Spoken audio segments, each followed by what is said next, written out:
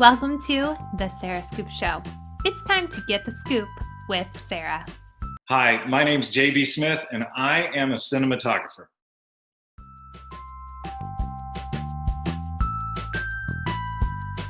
You know, I was always interested in cinematography ever since I was a little kid, and I would watch movies, especially, I was growing up in the late 70s and 1980s when Steven Spielberg was making a lot of movies and a lot of great movies like E.T. and movies like that. So, I grew up in a very influential time, I think, in cinema, and that left a really big mark on me as a child. And I was always interested in it. A lot of people were interested in acting, some people were interested in writing, and I don't know what it was. I just naturally felt compelled to be a cinematographer. That's what my eye went to when I watched movies and television shows.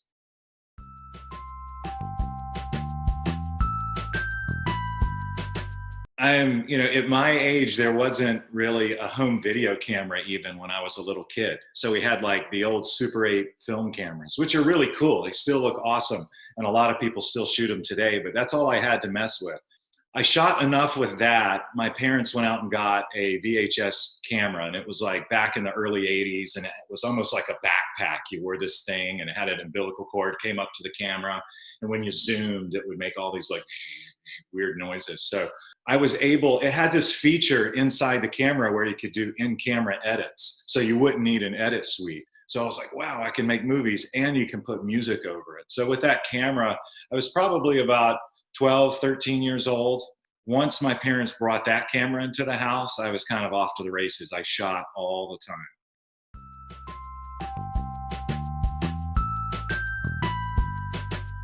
I grew up in a rural part of North Carolina, and I lived on a farm. So there wasn't a lot of friends around. I didn't live in a neighborhood where I had next door neighbors and guys that could come over and make movies and things like that. So I would kind of work during the week and kind of create these ideas and sometimes invite friends over to spend the night, and we would make movies on the weekends. I did have a friend the closest friend I had, he lived about a half a mile or so up the street. And I have to say, hello, Malcolm. His name's Malcolm. And I put him in so many movies and wigs and costumes, and he'd come over after school and we would just shoot something. So it was a lot of fun. That's right. And I need to find some of that footage. I don't think I've seen Malcolm in 30 years. So if you're out there, Malcolm, hello.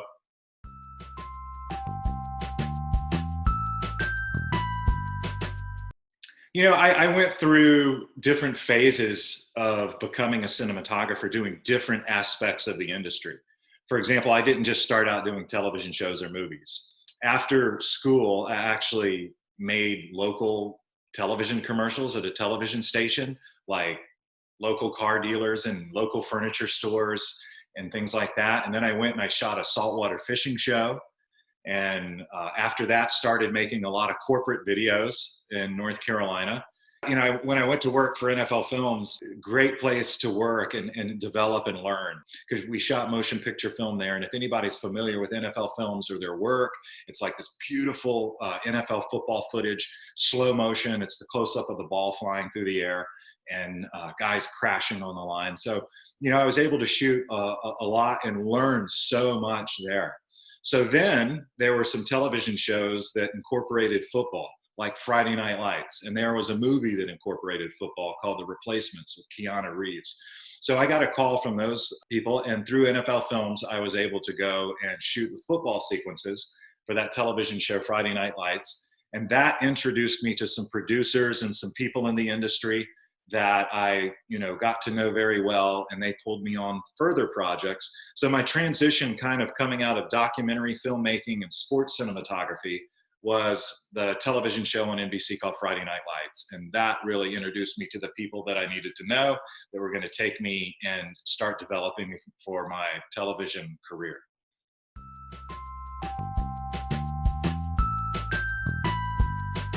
Every step along the line, it's so important to, quadruple guess yourself, because you really don't want to make a mistake. Each opportunity you've given, you need to approach it like it's the only opportunity you're ever going to get and put all that effort into it. So all those little jobs that I had along the line throughout my career, I worked really hard at them and I tried to do my best at them so I could get something else and keep progressing.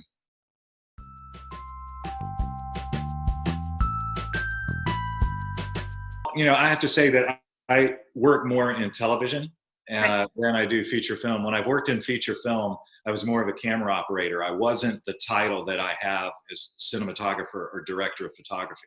So, but I can tell you a big difference between feature films and television. I mean, first of all, the biggest one right off the bat is you get a lot more time traditionally to shoot a feature film, where in television sometimes we have to shoot 7, 8, 9, 10 pages of script a day. A feature film sometimes you shoot 3 to 4. So you have the time as a cinematographer to develop it more, to spend more time on your lighting, to make it perfect. Television, the pace is so fast and you have to think so fast that that's half the game of television, is being able to do what you do well but do it super fast.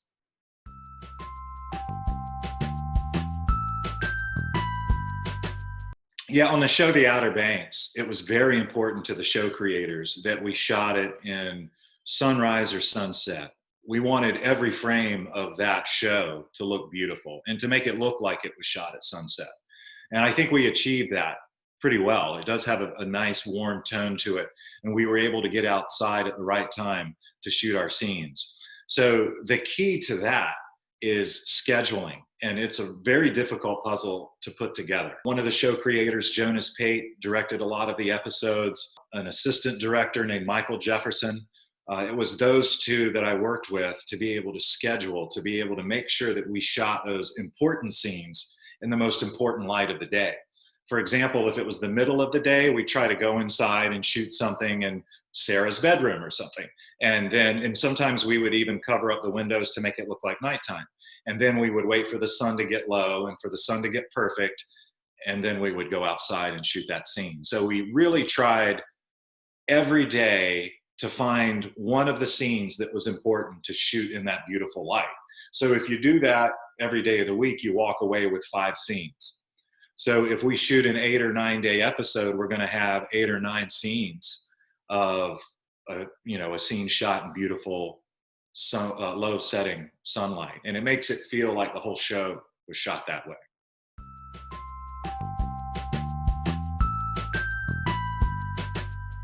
Just to talk about pre-production for a second, that pre-production is so important. I mean, you go out and you shoot a whole episode of television, or you go out and you shoot your whole film, or you go out and shoot your whole commercial, whatever it is, before you go out and do it. So, everything is planned. I talk with the director and the other people involved. We'll go on scouts and we'll look at the locations and we'll envision where the scene will take place. And the art department will be there and they'll say, well, what do we need to do? And the art department will make the house look scarier, or build this, or build a room off of that side, or whatever. So we'll go scout and we'll look at these locations. We'll envision how the scene is going to be shot there. And then we'll figure out how to do it. If it's a night scene, that becomes a lot more complicated for me. As you can imagine, it's easy to go outside on a sunny day and shoot a scene, but to go outside at night, it's dark. So, if we just went outside with a camera at night, it would just be nothing.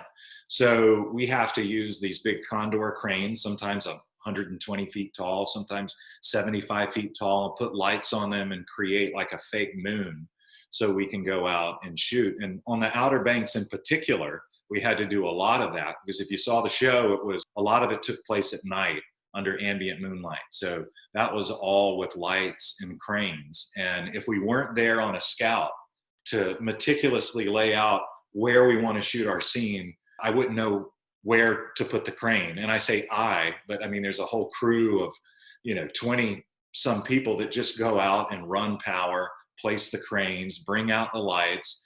And they aren't even part of the shooting crew. They're just the people that get all the night scenes ready. So there is a lot of people involved.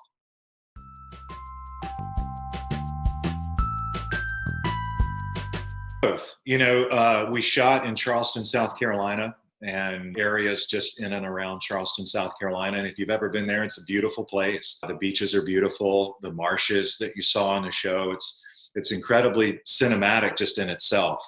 So just to take a camera out there with the sun setting, it's going to be gorgeous. Then to take these actors out there with the sun setting, it's going to be gorgeous, gorgeous.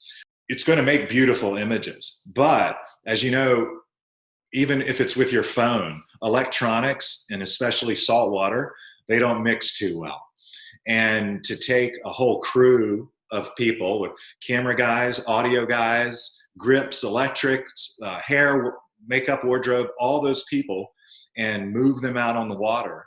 I would say if we were shooting one boat with the actors in it, we probably had 12 to 13 boats out on the water full of crew. So it was, quite a different show to work on, to be able to take a whole crew out on the water, make sure the equipment still worked, deal with the rain, all the elements, the sand, the salt water. So although it made beautiful images fairly easily once you were out there and rolling, it created a lot of challenges just getting the equipment and the gear out there.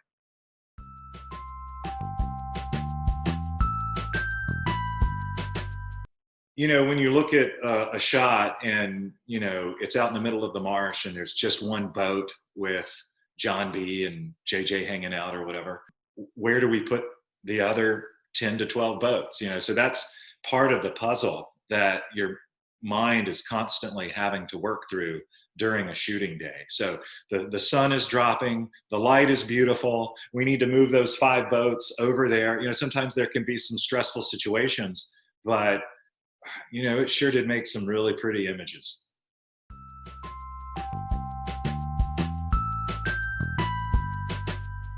First of all, I have to say, being out in these elements, like the crew was incredible. It took a special type of person to work on this show, to be able to be willing to go out in the marsh and to go out into all these environments that were hot. I mean, it was like sometimes 105, 110 degrees, very humid. So, the crew to go out and work under these conditions were phenomenal. So you have to give it to them. One other thing that I just really want to point out is the cameras are very heavy. It's not like we shot it on an iPhone or some little little camera. We shot them on these large cameras. Netflix requires very high resolution, large files. So we had to use these cameras, and the show creators wanted the show shot like a documentary. They wanted the show to feel as real as possible. So, that always calls for a handheld camera. So we had these very heavy cameras, and we had to shoot them and hold them handheld. And the camera operators, and I just have to say their names, Bo Webb and Matt Lyons, did a phenomenal job. And the whole camera department, even having to pass the cameras around from boat to boat and carry them along the beaches. Like, I'm sure people watch the show and they just don't think about, wow, is that camera super heavy? They're out on boats all the time. And, the operators, Bo and Matt, hung in so strong. And this being a documentary feel, we had to have camera operators on the show that were very in tune with shooting a documentary, that had an eye of their own, that could see something neat and see that the character Kiera is over there on the edge of the porch playing the ukulele. Let me get some quick shots. So, Bo's incredible documentary filmmaker, Matt Lyons, the same thing. So it was a great team that we put together. I operated the camera every now and then, and that's, when you were talking about some chase sequences, sometimes it's hard to set up like a video relay system to where you can get an image from what the cameras are shooting. So the only way for me to see it, and sometimes for the director to get out and see it, is for me to operate. And I didn't do that often because Bo and Matt are so good, but occasionally I did, and I did that during some of those chase sequences.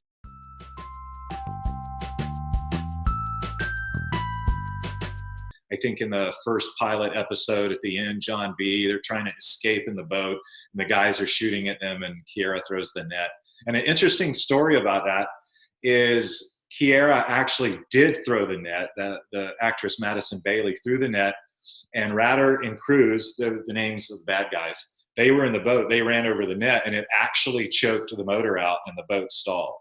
So at least the writers were like, hey, it really works. So it did. We actually almost didn't get the scene shot because it really did work. She threw the net and stopped the bad guys, and John B was able to escape the marsh. So we thought that was really funny.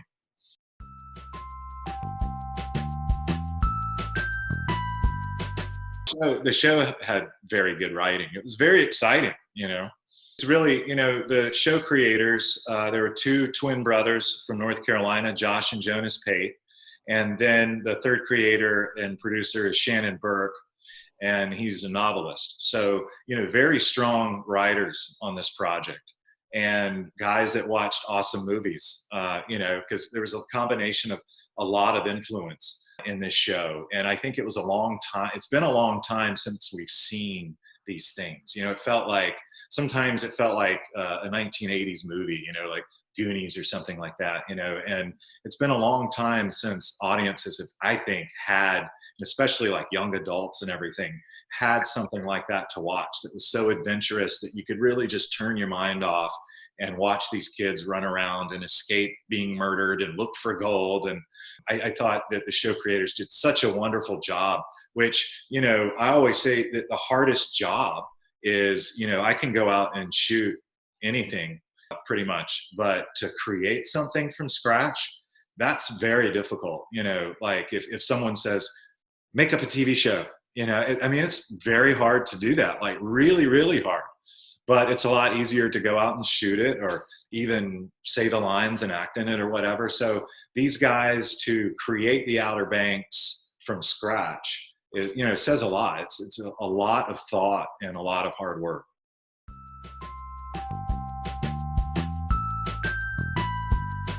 Looked at a lot of references from a lot of movies, and we even looked at a lot of title sequences from films over the years, especially from back in the 80s, and, you know, movies that I grew up with, and that Josh, Jonas, and Shannon grew up with as well. And you know, I think they did an incredible job of combining a lot of those things and come up with something very interesting.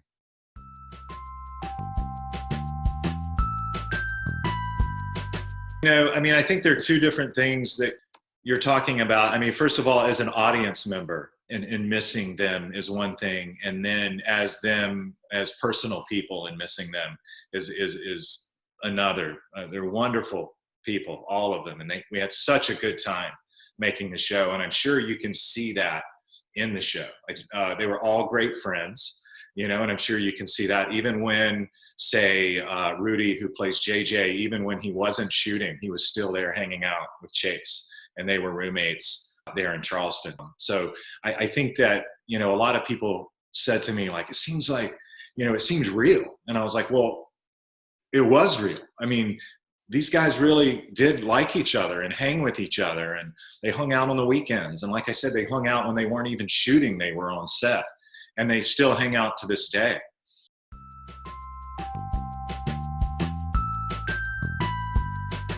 You know, and that's what I kind of wanted, you know, just addressing that from an audience perspective. I think that was a really good call in making it feel as much like a documentary as possible. One of the major influences for this show, not the content, but the way it was shot, was a documentary, a skateboard documentary called Minding the Gap. Incredible film. I recommend that everybody watch it. But Jonas Pate, one of the creators, said, you know, the show needs to be this. Like, we need to feel like JJ's really going through these things. We need to feel like John B and Sarah are really falling in love. Like, we need to make this as real as possible.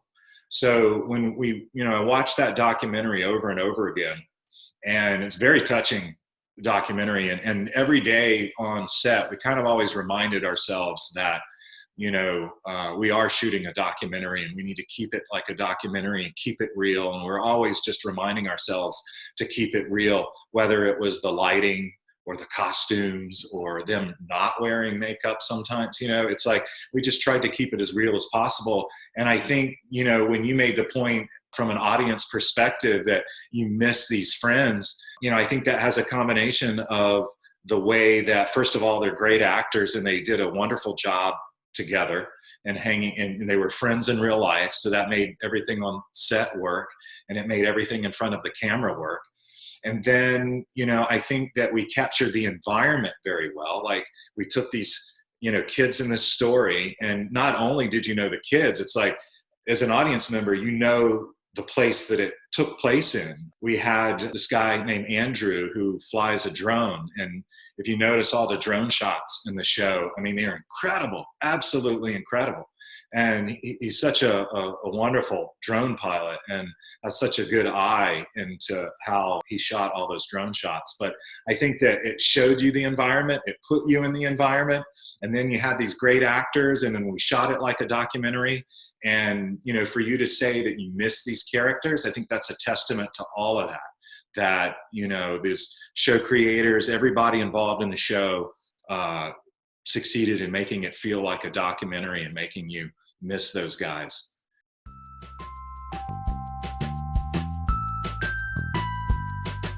From a personal perspective, yeah, super, super miss them. You know, the last day I shot, you know, it was emotional. You know, I didn't know if there was going to be a season 2. We didn't know how successful the show was going to be. You know, when you're shooting the show, we knew it was good. We knew the actors were doing a good job, but you don't know if like the public is going to like it as much as you like it, and, you know, how people are going to perceive it. And I felt that, and we all felt that the audience that it was being made for was going to like it.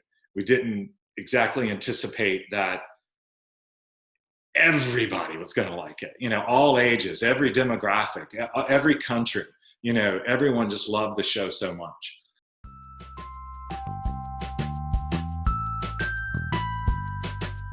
Fortunately, hopefully we're going to get a season 2. You know, there's been no announcement yet. I can't imagine that there wouldn't be, because it's such a good show and the kids did such a great job and we had so much fun shooting it. And I know that we're all looking forward to getting back out and working on it.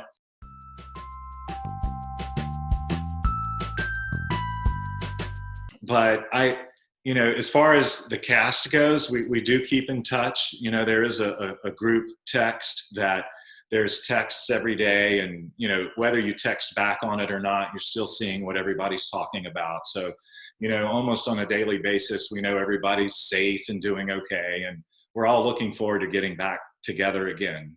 It was a close set. We all became super friends, and it was an awesome summer.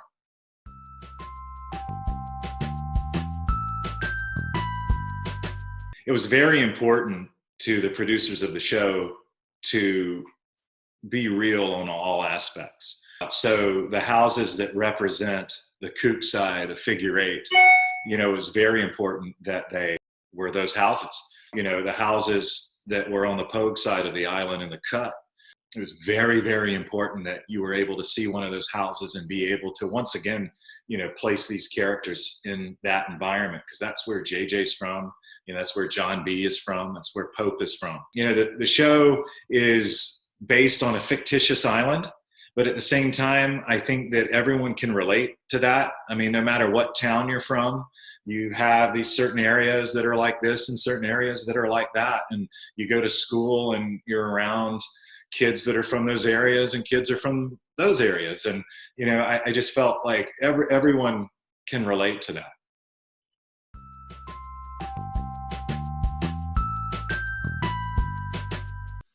First of all, you know, I got involved with the Outer Banks because honestly, it was my friend's show. I'm very good friends with Jonas Pate. Become very good friends with his brother, and got to know everyone involved with the show. But I've known one of the show creators, Jonas Pate, for quite a while, and he had been talking to me about the show for a couple of years. So he was working on his projects and directing different episodes of television. And I was in New York working on, you know, different shows, and we would text and correspond every now and then talking about the show. So the Outer Banks was a project I was never not going to do. I wanted to work with my friends, and I wanted to go out and shoot a show with people that I loved being around and work on, you know, work in a happy place, a happy environment. So I was always looking forward to shooting the Outer Banks. I would say that if I was choosing a project that didn't have to do with like one of my really good friends creating a show, it would involve, first of all, what the story, you know, I'd want to read the script and see what the script is like. And if it's a strong story, and then immediately as you're reading the story, you're trying to picture what actor is going to play it. So, you know, the actors become a major part of it. I was fortunate to have worked on a show called The Americans, which has all the actors on the show were brilliant. You know, Kerry Russell and this gentleman named Matthew Reese is just incredible to work with. And you might have seen Matthew recently in Mr. Rogers, and he did a great job. And recently was working on a show called Billions with an actor, Damian Lewis, and another actor, Paul Giamatti. And they're phenomenal, you know, and it was amazing being at work every day and watching these guys perform. And that's the thing I miss most about not going to work right now because of the pandemic, is the live performance. That's something that the audience doesn't get to see. But when you're there on set and you watch Paul Giamatti play a scene, or Matthew Reese or whoever it is, it's quite an amazing thing to watch.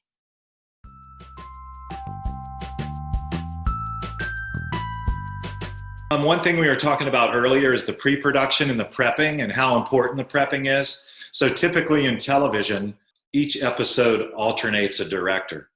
So what happens is, like, for example, 2 of the episodes of season 1 of The Outer Banks, I did not shoot as the cinematographer. One of my friends, a brilliant cinematographer named Gonzalo Amat, came in and shot episodes 7 and 8. So I could go off with Jonas and the assistant director, Michael Jefferson, and get ready for episodes 9 and 10, the finale. And if you watch 9 and 10, there were a lot of things to get ready for. So, you know, we have to provide time to prep and get ready to shoot those episodes. The way The Outer Banks was shot is it was divided into 2 episode blocks. So, for example, Jonas Pate directed the first 2 episodes, and I shot those. And then another director, while Jonas was shooting the first 2 episodes, was prepping episodes 3 and 4. So it just leapfrogs and continues prepping and shooting.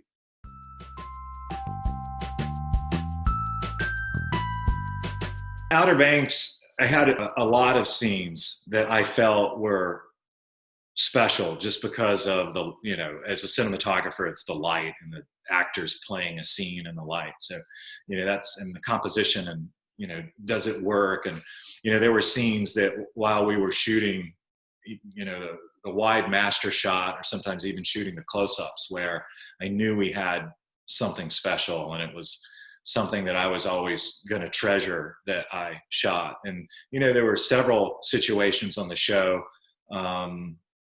You know, one, for example, there was in episode 5, there was this like a ball, like a dance called the Midsummer's Eve party or something like that. And, you know, once again, we chose to shoot some of the more dramatic scenes in the best light.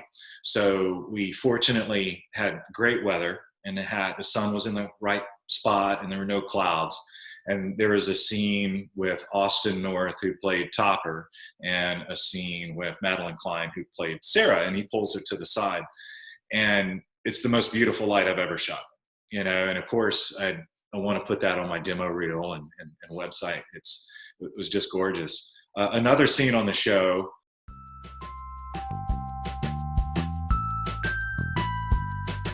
was kind of the opposite weather-wise of gorgeous. There was a scene where John B. and Sarah went to Chapel Hill, and they were coming back on the ferry, and they landed on the dock, and they were walking. And, you know, we designed that scene to shoot in perfect backlit, low sun, because it's not a spoiler alert, but it might be the moment where John B. and Sarah kind of show the audience that they're falling in love with each other.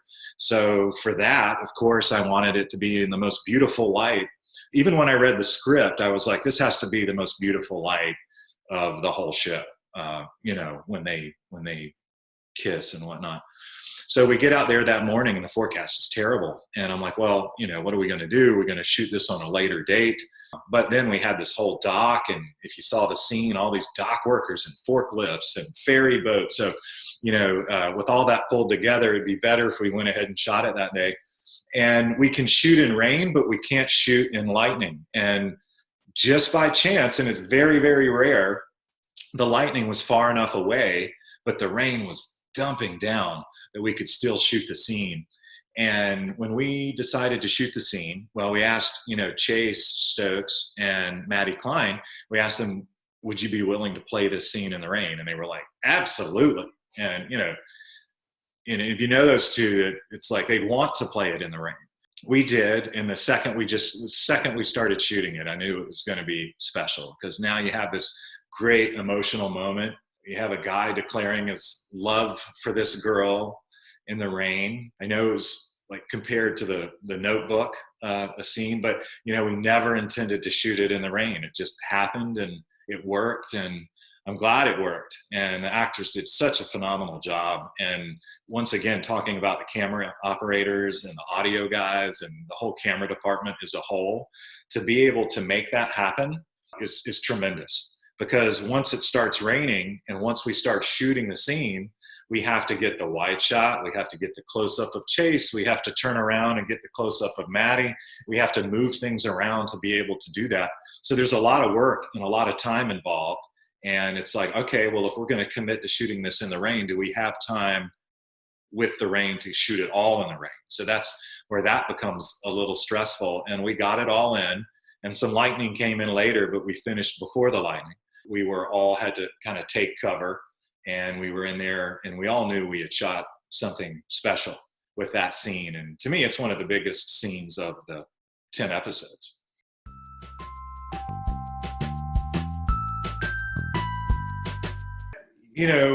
Once again, electronics and salt water and rain and sand, that's where we were every day. And, electronics don't like the bad weather. So we were fortunate to have this gentleman named Larry in our camera department. He's worked on so many movies. He's in Atlanta and been around and worked on, who knows, 100-some movies, and very experienced. So with his knowledge and him knowing how to protect cameras, and then on the back end of it, knowing how to clean the cameras, we were able to get through the season.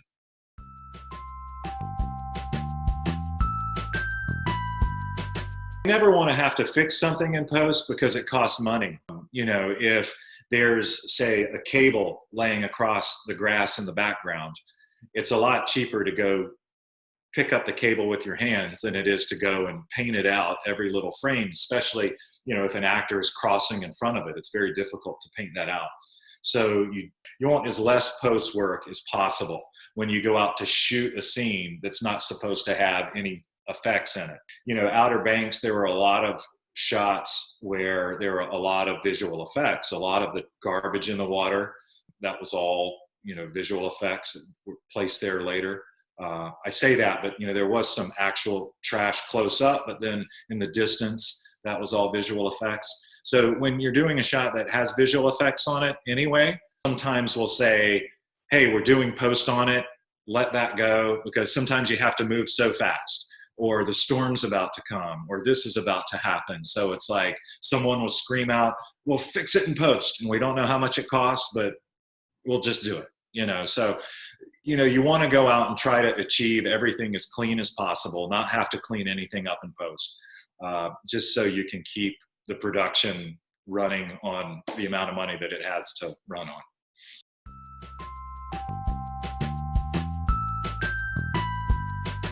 And when it drops, it's, it depends on the show, the network, what's happening in the world, all of that.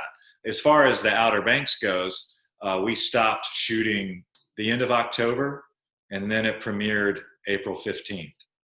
I was still working on the color correction in February, doing the final little tweaks on it and everything. So it was still being worked on up until April 1st or something in there, I would think.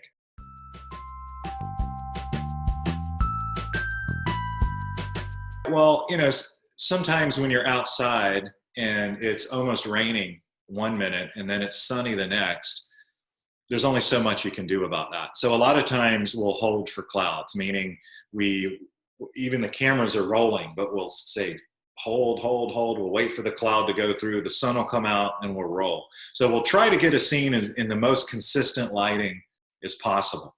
But, one of the worst situations for me outdoors is a cloudy day where the clouds keep moving through the sun. I either want it cloudy and stay cloudy, or sunny and stay sunny. Definitely difficult trying to shoot a scene where the sun is coming in and out. Sometimes it can take double the amount of time if we want to only shoot during the shade or if we only want to shoot during the sun.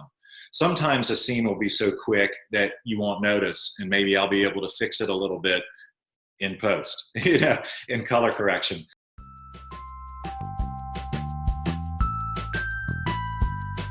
What's funny is, like, when I'm watching a good story,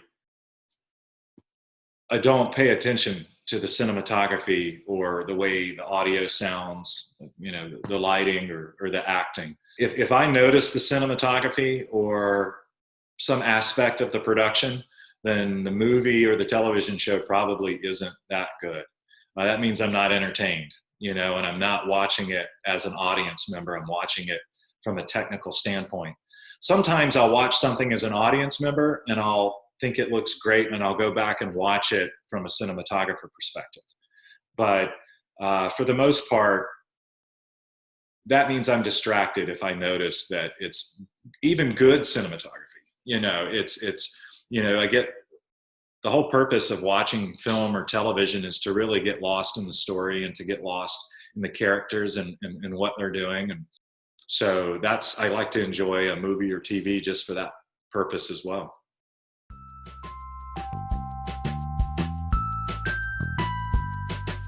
I've always wanted to do Westerns, and honestly, the Outer Banks was similar for me because the island didn't have any power. So I got to use lanterns and approach some of the indoor scenes like I would like an old period movie that takes place in the 1800s or something like that.